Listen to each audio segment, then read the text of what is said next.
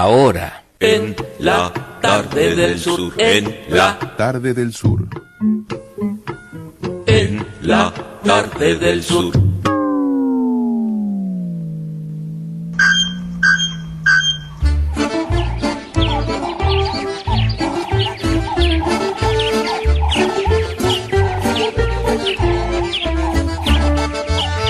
Aquí estamos para presentarles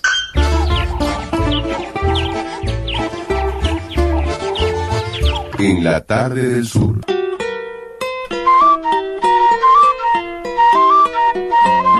Estamos en el año del centenario del maestro Abel Carlevaro.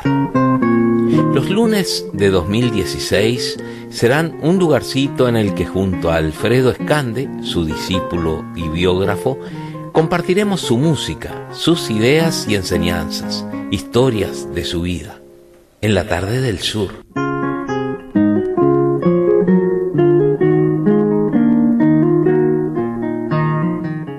¿Cómo está, querida gente? Qué gusto compartir con ustedes este ratito por Emisora del Sur. Nos quedamos hasta las 18 horas. Y en este año del centenario de don Abel Carlevaro, bueno, junto al maestro Alfredo Escande, como decíamos en la introducción, estamos justamente desentrañando cosas de su vida, de su obra, cosas interesantísimas. ¿Cómo anda, maestro Alfredo Escande? ¿Qué tal, Numa? Muy bien, contento como siempre. Y bueno, y como siempre agradecido de la posibilidad de tener este espacio para evocar a nuestro querido maestro, ¿verdad? Es un gusto, ¿no? Porque un músico tan importante para nuestra tierra, para el Uruguay, y en especial para la guitarra, se merece que en este año del centenario se hable mucho de él. Sí, y para los guitarristas en general.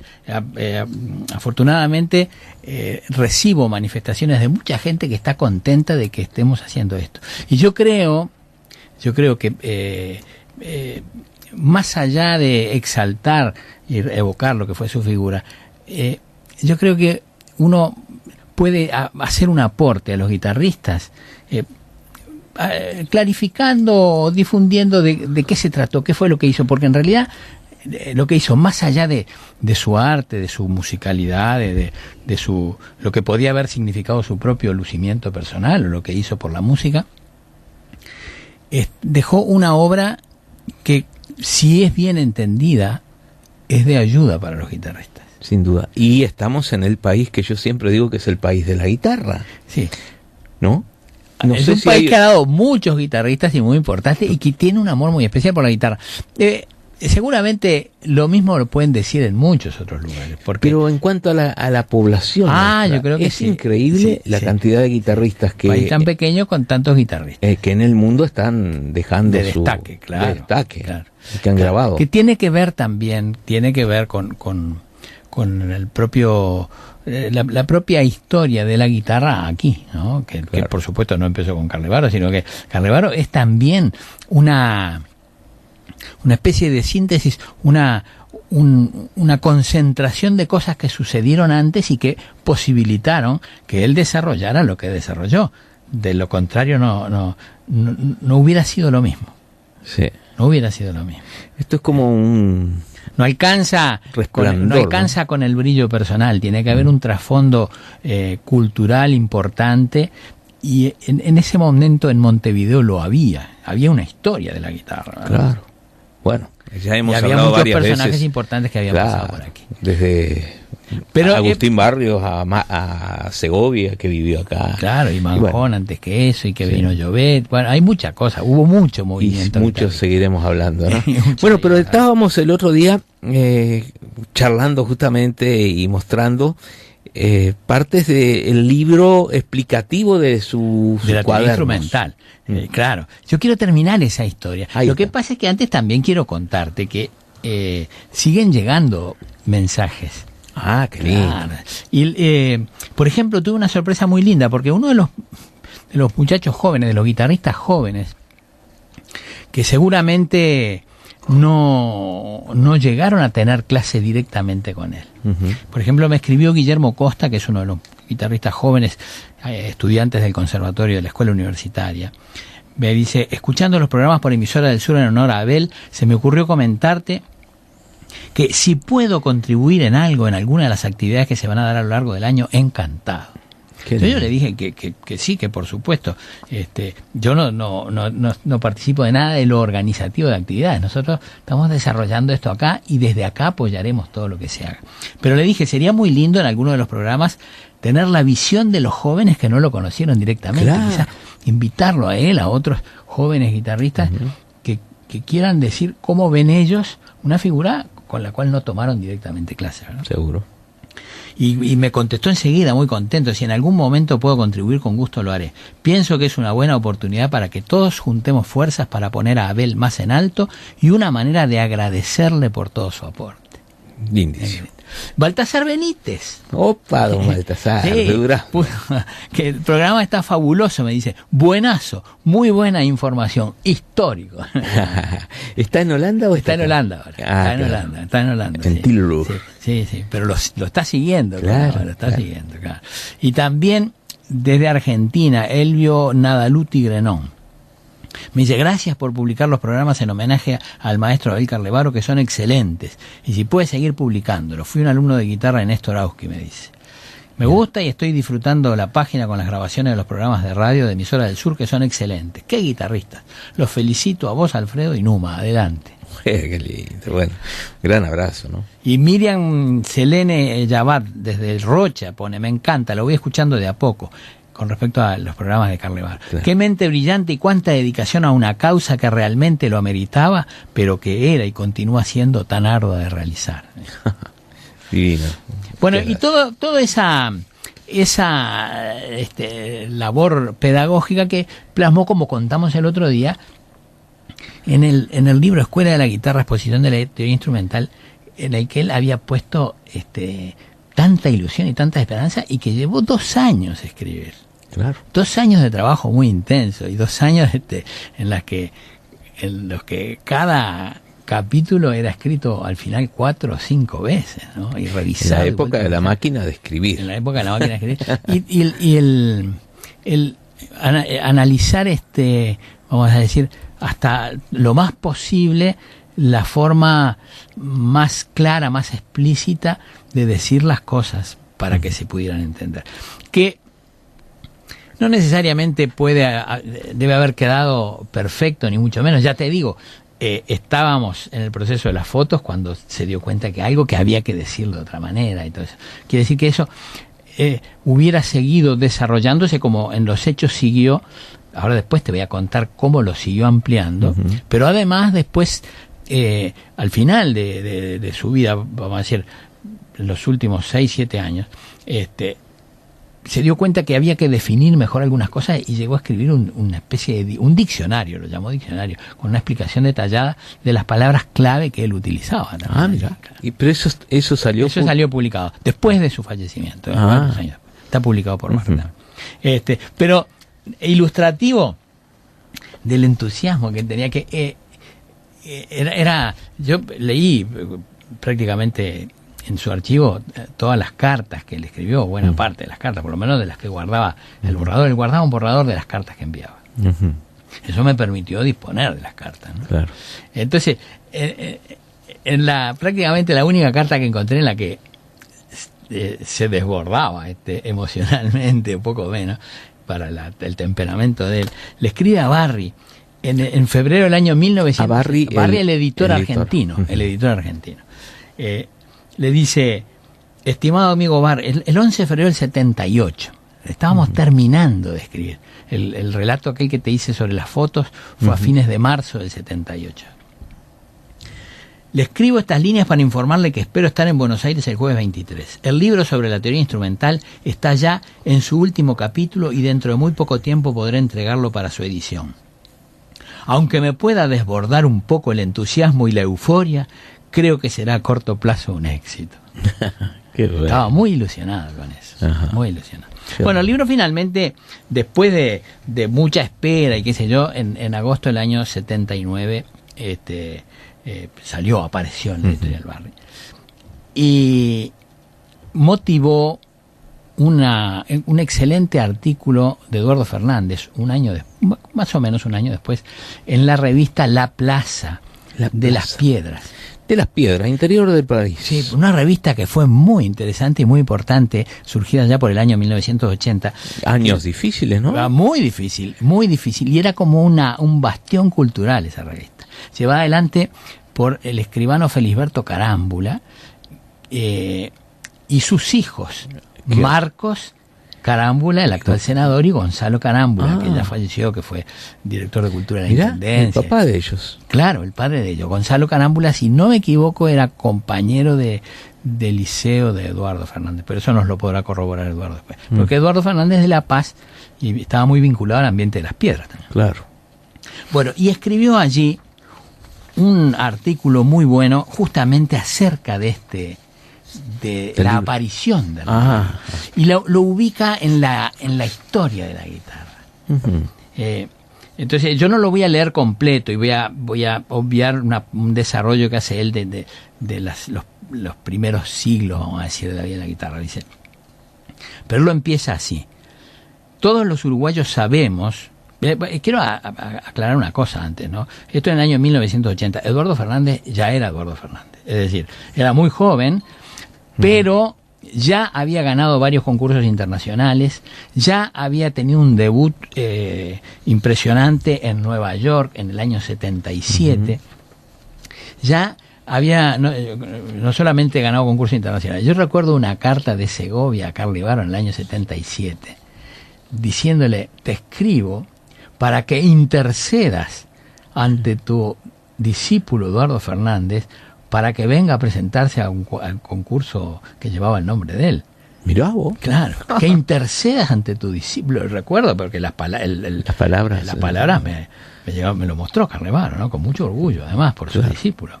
Qué bárbaro. Que ya en los hechos ya no era su discípulo. Eduardo estudió con Carlevaro entre los años 72 y 76, y como te digo, en el 77 ya había debutado con gran éxito en Nueva York. Esto fue escrito en el año 1980. Claro.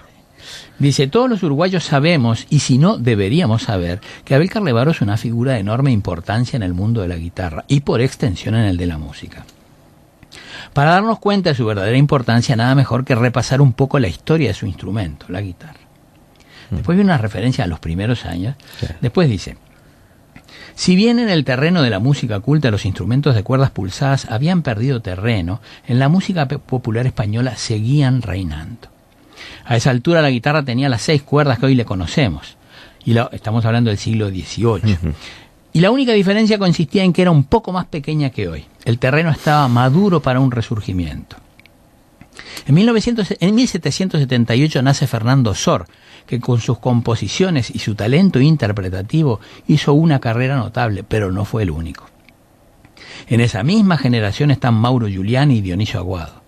Es claro que esta literatura para guitarra no puede competir con la que existe para otros instrumentos en el mismo periodo, pero tiene jerarquía y calidad que la han hecho perdurar y probablemente lo seguirán haciendo por mucho tiempo. En la época moderna, Torres establece la construcción definitiva de la guitarra. Tárrega comienza la exploración de las posibilidades del nuevo instrumento y en Linares nace Andrés Segovia. El resto de la historia es conocido. Ahora, para comprender la importancia de Carlevaro, debemos examinar otra faceta de esta historia, la técnica del instrumento. En prácticamente ninguno de los tratados de vihuela, a pesar de que muchos de ellos tenían fines didácticos, recordemos que el de Milán se llama El Maestro, e incluso las piezas están ordenadas en casi todos ellos por dificultad creciente, en prácticamente ninguno se encuentra una exposición de la técnica del instrumento. Señalemos de paso que tampoco existe en el laúd, tanto que todavía hay discusiones entre los laudistas acerca de cómo se debe sostener el instrumento, basadas principalmente en la evidencia de los pintores renacentistas. Claro. Algunos detalles técnicos, sí, la idea de utilizar los dedos índice y medio de la mano derecha para los pasajes rápidos aparece ya en el libro de Narváez en 1538, y en 1564, cuando Fuenllana publica su obra, ya era dominante. En la obra del laudista inglés Thomas Mays, 1676, hay algunos curiosos detalles, tales como la utilización del brazo para reforzar los trinos, que parecen prefigurar las ideas de Carlevaro, pero no hay un intento sistemático de tratar la técnica del instrumento. Tanto Sor como Aguado publicaron métodos, pero el énfasis radica en la enseñanza, en la iniciación al instrumento y a sus dificultades, y no en una meditación racional sobre los problemas del mismo. Con Tárrega se inicia una nueva etapa, el comienzo de un intento por sistematizar el campo. Desgraciadamente, Tárrega no publicó ninguna obra didáctica y sus ideas nos han llegado a través de su discípulo Emilio Pujol y su obra La Escuela Moderna de la Guitarra, y del método publicado por Pascual Roch. Andrés Segovia, el hombre que puso la guitarra en el mapa musical del siglo XX, tampoco ha publicado un método y prácticamente nada sobre técnica, a pesar de su obra pedagógica. La razón es seguramente que su interés radicaba más bien en imponer a la guitarra como instrumento de concierto, lo que ha conseguido con creces y por lo cual todos los guitarristas le estaremos agradecidos por muchas generaciones. Pero es claro que todo este periodo está caracterizado en cuanto a la técnica del instrumento por un empirismo radical. La naturaleza cíclica de la historia que hemos contado, con sus alzas y bajas en cuanto al uso del instrumento, resultó en que cada generación tuvo prácticamente que comenzar de nuevo en cuanto a los problemas de técnica que planteaba el instrumento, resolviéndolos mejor o peor de acuerdo con los talentos de cada uno. Esto es lo que ha cambiado con Abel Carlevaro, dice Eduardo Fernández. Fíjate tú. Y dice: con la publicación el año pasado de su libro Escuela de la Guitarra, culmina una obra iniciada mucho antes con los cuadernos. No se trata de un método, se trata de una meditación profunda y un análisis implacable y sistemático de todos los aspectos, subrayado, los aspectos de la técnica guitarrística, desde cómo sostener el instrumento hasta los problemas más refinados y complejos, tales como el timbre y el ataque de las cuerdas. Todo está analizado, meditado, argumentado y apoyado por la lógica, la experiencia y la intuición más certeras y profundas. La publicación de una obra tal es un acontecimiento y además, si la consideramos a la luz de la evolución antes descripta, es un hito imposible de destacar en exceso. Es la primera obra científica, dice Eduardo Fernández, escrita en este terreno, y será un ejemplo y una inspiración por muchas generaciones por venir. Ese universo sonoro que es la guitarra, y aquí termina, ha encontrado por fin a su Newton, que es también su Einstein. La obra de Carlevaro debe llenarnos de orgullo a todos los uruguayos. Qué bárbaro. La verdad, lujo, ¿eh? ¿Sí? Muy lindo. Bueno, y seguiremos, porque ese es un artículo que tiene otras puntas ese también. Ese es un artículo muy interesante. Y bueno, el libro terminó con una serie de ejercicios, de ejemplos de técnica aplicada. Y eso motivó que Carlevaro se entusiasmara para, a partir de allí, escribir un libro, empezar a escribir libros de técnica aplicada. El primero de ellos estuvo dedicado a Fernando Sor. Y después de la pausa, vamos a escuchar algo. Ahí está. Vamos a la pausa ahora. Tenemos un mensaje del Casupeño. Para mí tiene razón Numa, dice. ¿Vio? Me parece muy bien. Hablando tanto de racionalidad, me parece muy bien. Dice el Casupeño. Para mí tiene razón Numa. El Uruguay es el país de la guitarra. Yo lo dije sin ánimo de defender a los compañeros de otros países. Lo dije medio en broma para chumbarlo a usted. Aparte dice el Casupeño, de los cientos de sus ejecutantes, es raro el hogar que no haya una guitarra española o criolla. Muy bueno el programa de los lunes. Un abrazo a los dos en Casupeño. Bueno, muchas gracias. 099-345-170 es nuestro celular, el teléfono de línea 2915-1290. Martín Rodríguez está en los controles y nosotros vamos a la primera pausa y volvemos con Carlevaro interpretando a Sor. Sí. Somos Emisora del Sur 94.7 FM 1290 AM y sus repetidoras en el interior del país. 93.5 FM Chuy, 93.9 FM Rivera, 106.9 FM Melo, 107.7 FM Rocha. Continuamos, amigos, en la tarde del sur y bueno, realmente encantados de estar recorriendo la obra, la vida de don Abel Carlevaro, maestro de no solamente guitarristas llamados clásicos o que se han dedicado a la música más profundas, sino también de muy buenos guitarristas y cantores populares, ¿no? Pero por supuesto, ni que hablar que Daniel Bigletti fue de sus primeros discípulos, cuando él empezó a dar clase aquí, a dedicarse a dar clase, ¿no? ¿Sabe que yo tomé un examen con Abel Carlevaro? Sí, me has contado. Sí, tenía un susto. Bueno, tenía, como diría Juseca, tenía un susto, hermano. Pero vamos a seguir con lo que estábamos hablando de don Fernando Sor. Claro, lo que pasa es que aquel libro, que además yo recuerdo, cuando estaba en sus comienzos todavía, él hablaba de él, y se hablaba de él entre los discípulos, que yo como el cuaderno 5, porque como estaban los 4 cuadernos de técnica, claro, el cuaderno 5. Que inicialmente iba a tener 4 capítulos y que terminó teniendo 15. ¿Sí? Uh-huh. Ya cuando sobre el final, mientras yo estaba en forma paralela, estaba tomando mi clase con él. Claro. Y entonces cada vez que en alguna obra aparecía algún pasaje importante del punto de vista de resolución de un problema técnico, esa decía, él con su propia letra me decía que anotar a mí, ponerlo como ejemplo para el cuaderno 5. Yo tengo anotaciones en las variaciones de Ponce sobre Folía de España, sí, en obras de Bach, en la fuga del preludio Fuga y Allegro, por ejemplo, ejemplo para el cuaderno 5, ¿no? En determinados pasajes. Y también en los estudios de Sor. Uh-huh.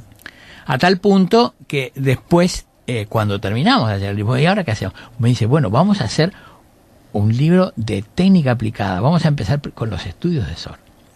Uh-huh. Y yo, el estudio de Sor de los que él grabó y que incluyó en ese libro, el que a mí más me llamaba la atención y que además más disfruté estudiándolo, porque era el que ponía en juego más elementos musicales, la técnica siempre al servicio de sacar a luz todo lo que había en la música, ¿verdad? Lo que había escrito el autor. Claro, pero que muchas veces queda escondido. Queda escondido, claro. Entonces, ¿cómo sacar eso a luz? Y este estudio en do mayor de Fernando Sor, que él lo grabó allá por el año 63, es un buen ejemplo de eso. Vamos a escucharlo entonces. El estudio número... El estudio, mira, en la edición de Segovia, no recuerdo qué número tiene, pero es el estudio Opus 29, número 17 de Fernando Sor.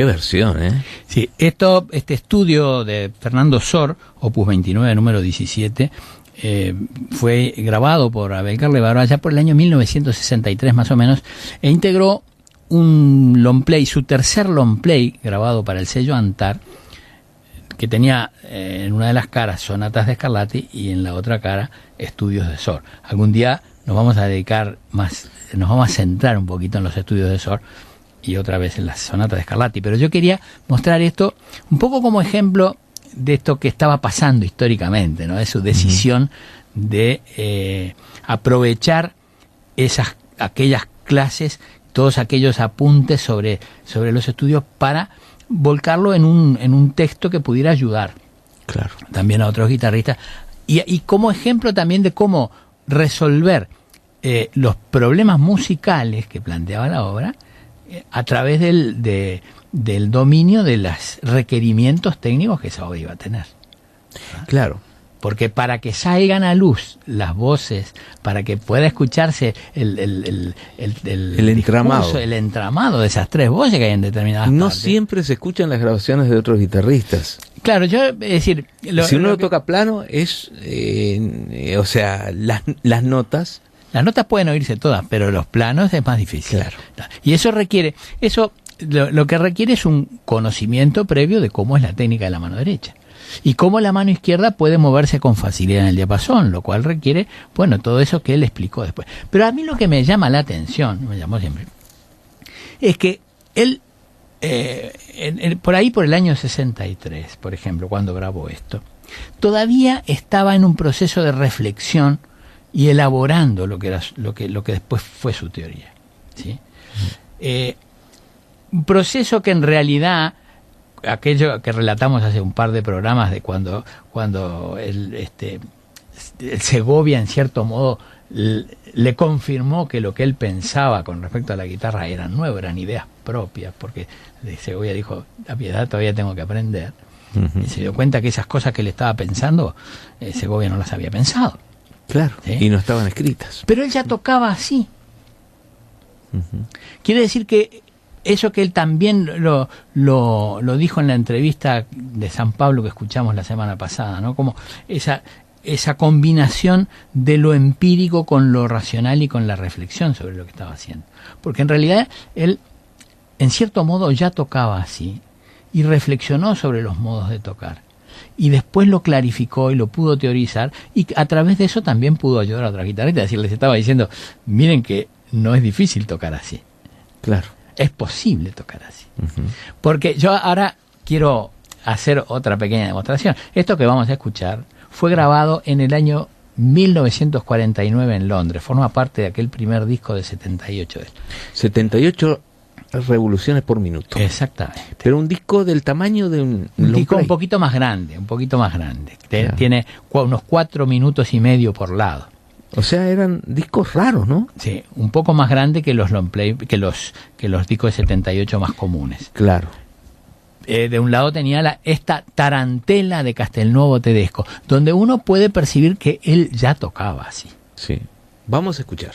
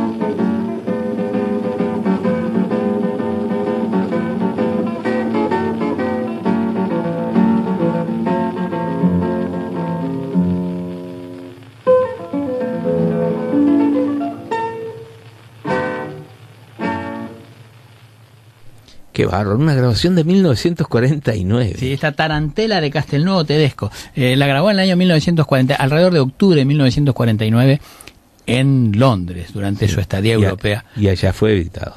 Sí, y recién en el año 1952 salió el disco, después de muchas idas y venidas, y cuando él ya se había vuelto para aquí. Ajá. En el mismo disco, del otro lado, está el Estudio 1 de Villalobos y Las Abejas de Barrio. Pero yo quiero escuchar lo que él contó, o lo que él les dijo a los guitarristas brasileños que lo entrevistaban en Sao Paulo en el año 1999, sobre el Estudio Villalobos, y a continuación escuchamos el estudio. ¿Qué te parece? Bárbaro, me parece bárbaro. Vamos a escuchar. Maestro, poderia, já que a gente está falando dessa obra tão importante que são os estudos do Villa-Lobos, né? Você poderia falar um pouco sobre a obra, sobre cada um deles, já que o senhor... Es un poco difícil decir, ¿no? Assim, em linhas gerais, não sei De todos modos, yo creo la primera obra es una obra en arpegios continuos, con notas al aire. Muchas veces en la segunda parte se nota el mi, que es como una nota común a un arpegio de una séptima disminuida que va descendiendo cromáticamente. Y lo que interesante es que cada compás o cada compás la repite, son dos. No en todas las partes, pero en la entrada hay que ponerlo con fuerza y el pulgar en una forma determinada, con una pequeña fijación del dedo para que trabaje Mas la muñeca. Uma pequena pergunta. E a velocidade? La velocidad, Que o Villa-Lobos... solamente voy a decir esto. Cuando yo lo estudié, esto es concreto de Villalobos, así que mejor que decir la velocidad es esta.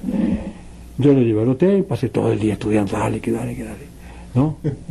Y después iba a trabajar y dice, vos trabaja allá en el mismo escritorio de él. Y él se pasaba escribiendo acá otra cosa.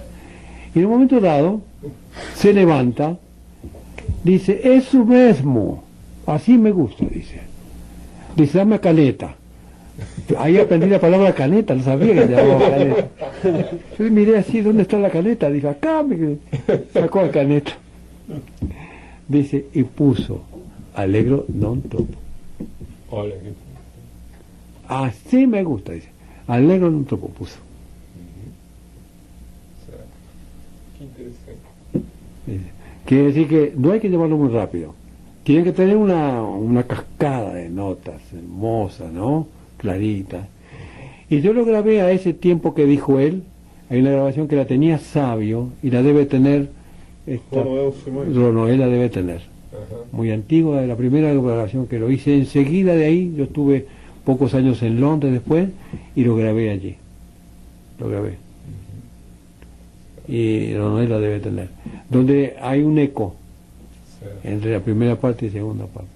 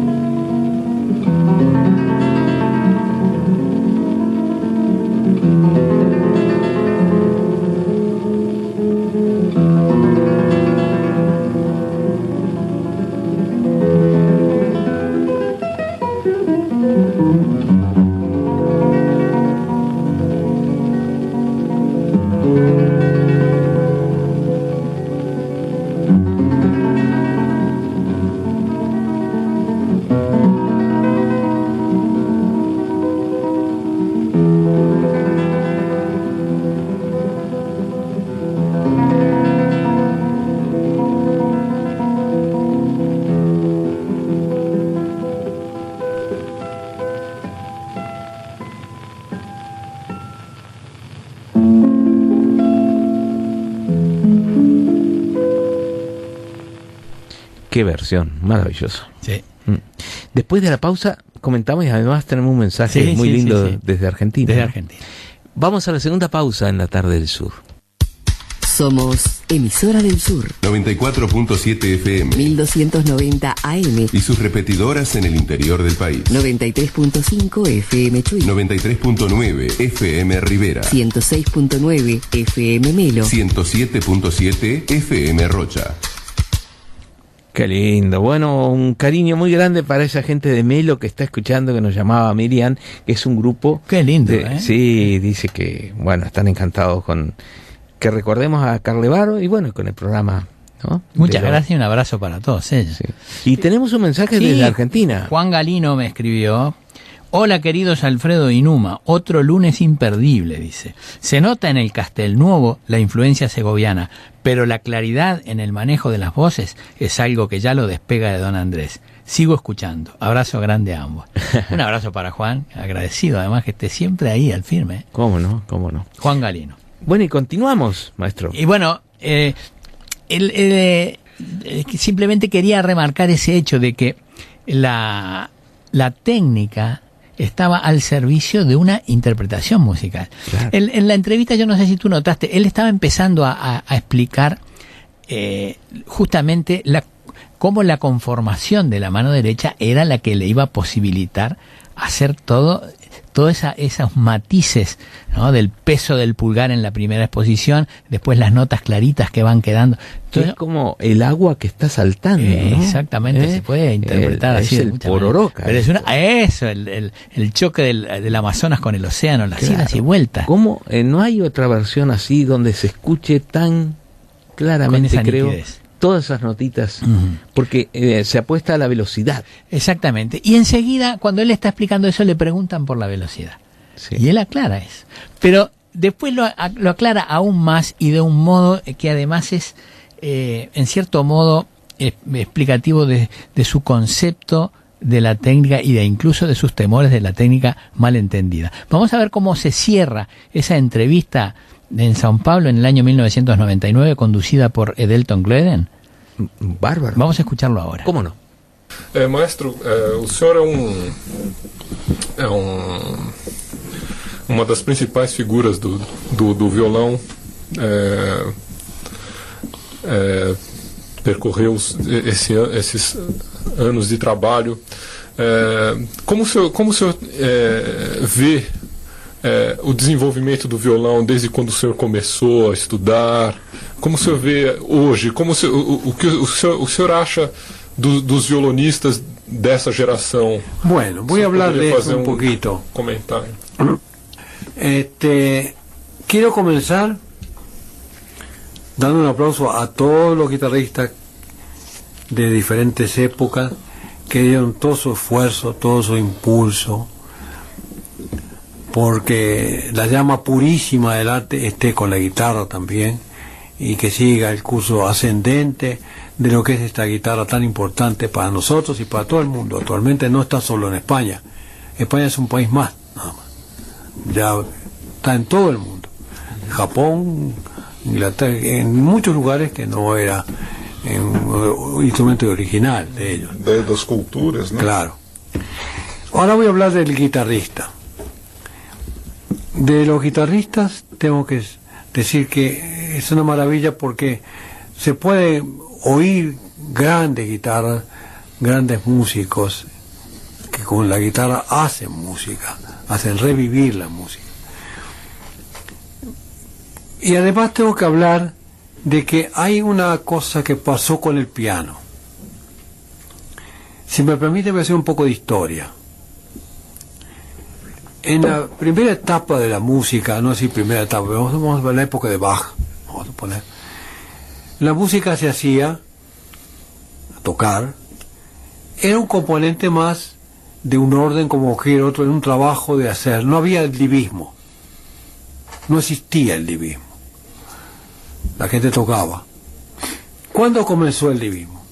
Empezó cuando comenzaron los grandes livismos, cuando terminó una etapa y empezó la otra, en la época romántica, donde el yo supremo estaba un poquito más pleno, y salieron Franz Liszt o algún otro de la época como Paganini y todo eso.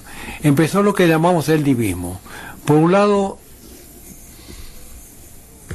eran grandes artistas porque eran conocedores del arte, porque no podemos decir que Liszt, que fue un gran pianista, pero él escribió música y era un conocedor de la música, hizo un aporte muy importante para la música. Pero a través de eso empezó a surgir algo paralelo, que fue la técnica pura por la técnica en sí.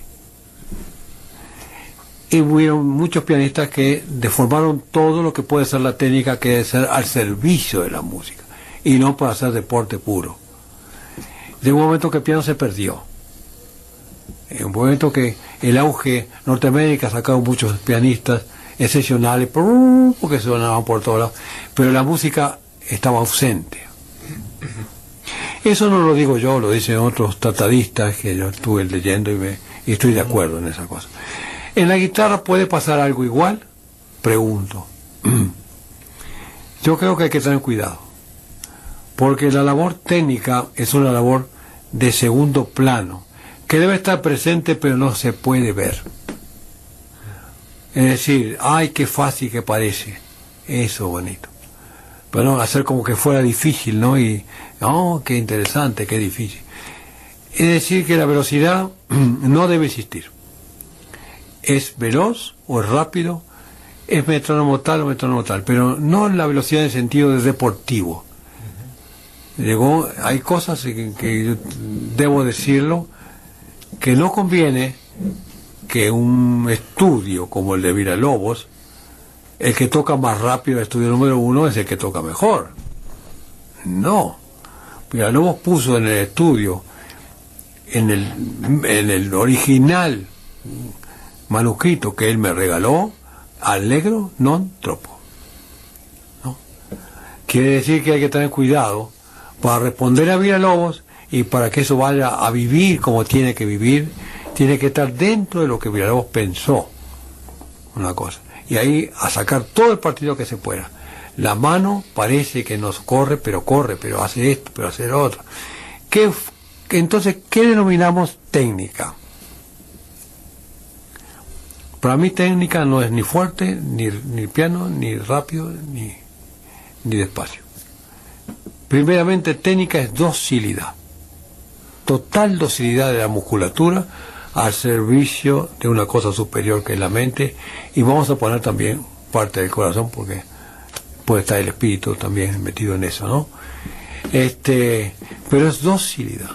Esa es la verdadera técnica, y no otra cosa.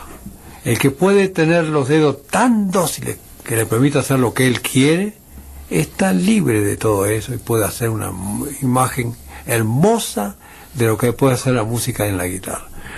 Tanto de la cantidad de sonidos por minuto, que tiene que ser justo, tanto como la claridad de la mano derecha en diferentes sonoridades que puede adquirir por la conformación a priori del dedo para cambiar de sonido, porque la guitarra es una pequeña orquesta, y todo eso en conjunto viene a ser lo que puede ser la guitarra. Así muchos guitarristas que he escuchado han valorado todo eso, y hay guitarristas muy buenos, y creo que hay que tener cuidado nada más que en la parte deportiva de la guitarra, que sería lamentable que el público aplauda a la música bien transmitida como debe ser, ¿no? Y no al desborde acrobático, porque entonces entramos en otra función que ya por mi parte no me interesa, pero yo creo que todos los buenos guitarristas que acá, que hay 4 buenos guitarristas excelentes, saben que lo que yo digo tiene que ser así. De todos modos, siempre hay buenos guitarristas, y hay excelentes guitarristas, y creo que cada vez va siguiendo una evolución muy importante.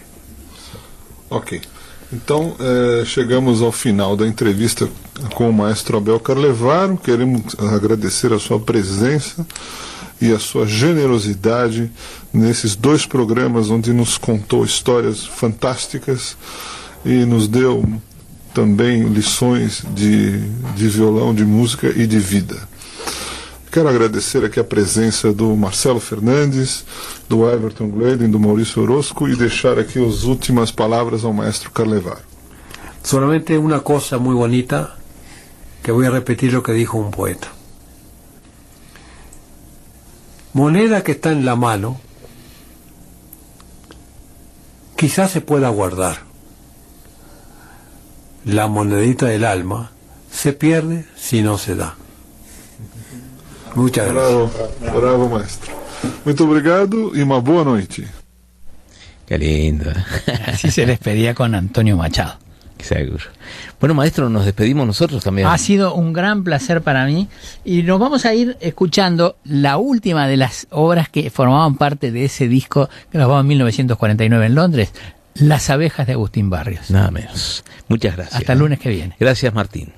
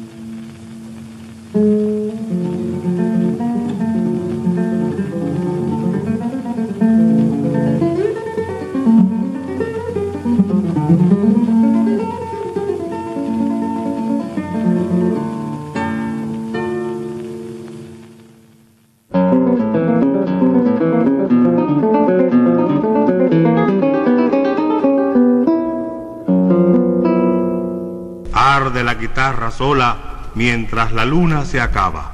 Arde libre de su esclava bata de cola.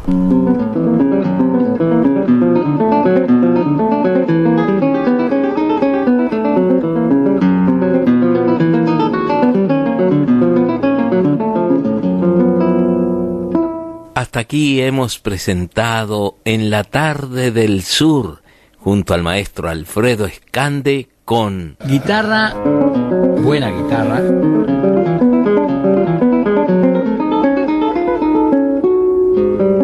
En la tarde del sur.